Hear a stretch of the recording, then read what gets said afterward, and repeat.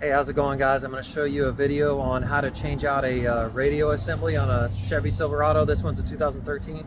We're going to upgrade the CD player to a in-dash touchscreen with GPS as well as a backup camera. This is the Silverado we're working on right now, 2013 extended cab model. If you come around here,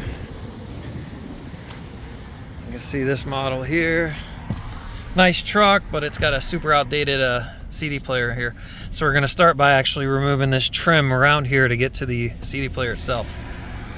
In the beginning, we're going to start with our hand here. You can start pulling, just be very careful because this plastic can break if it's super brittle. Depends on how old your truck is. You want to work your way around the top, come down to the bottom here, pull this tab down, and then that will free this because there's a lip here you can see. You can also use these pry tools. Like I said, just be careful as you're trying to take it out. As you can see, as you work around each edge, it'll start to come out. Sometimes it's easier to have your truck on so you can move this shifter out of the way as you're pulling this piece off.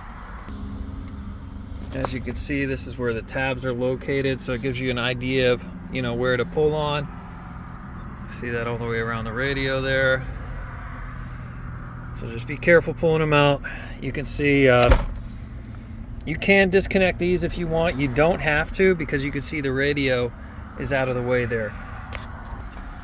I'm gonna take a 7mm. You got 1, 2, 3, 4, 5, 6, 7mm to remove. So you can go ahead and remove these.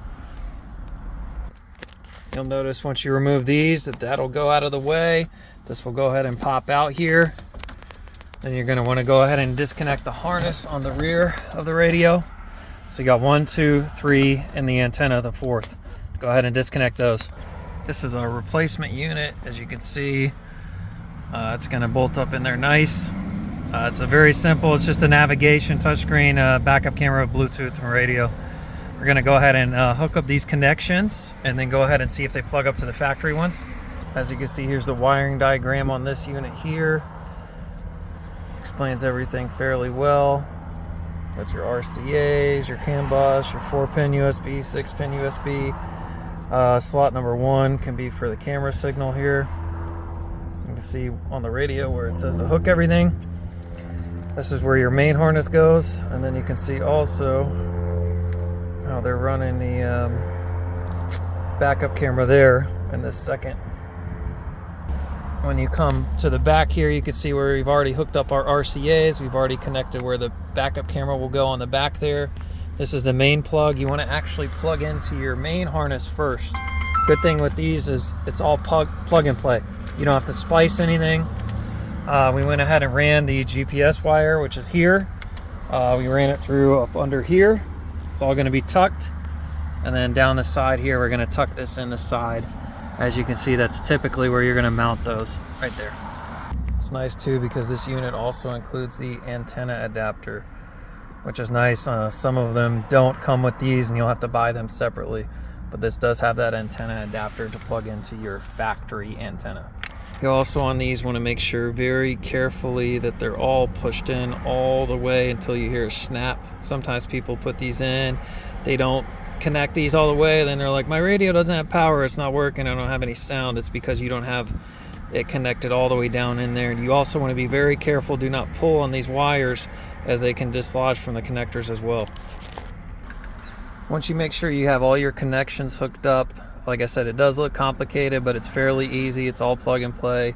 You got that antenna adapter, you want to plug that into your antenna, and then make sure you got all your connections hooked up here firmly, there firmly, as well as to the factory harness. You can see this also came with a buzzer. We mounted it in the back of the radio there. You can go ahead and just temporarily set it in place. You want to power the truck on. You want to make sure you have power to everything before you reinstall. We're also going to hook up our backup camera before we hook all this up. As you can see, we went ahead and powered the unit up. Radio's working. We also got the navigation working over here.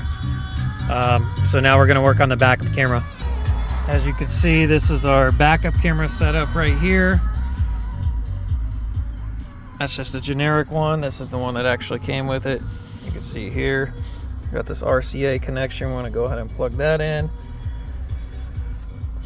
Got a secondary connection here. This is the other end. where it's going to plug into the radio. As you can see, it should hook up fairly similar to this. On this setup, to try to make it as easy as possible, they actually left you a spot just specifically for the backup camera.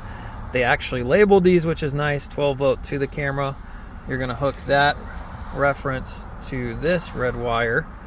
So you're going to want to go ahead and either strip both of these, tie them in with some electrical tape. The better part is crimp them together. Go ahead and connect these, as well as you'll see on this same connector an RCA. You're going to want to plug the RCA into the same end here. As you can see with the backup camera, we wired it into the reverse light here. We're going to solder these together, and you have wired into the power of the reverse light and the ground as well. And then you're ready to mount everything back in, solder it together, tape it, or use a connector, and then mount your camera. Once you got everything in, you know your radio's working. Let's see, we got the backup camera hooked up, so that's working as well. You can go ahead and start putting your 7mm back. Just make sure this one goes on top as well.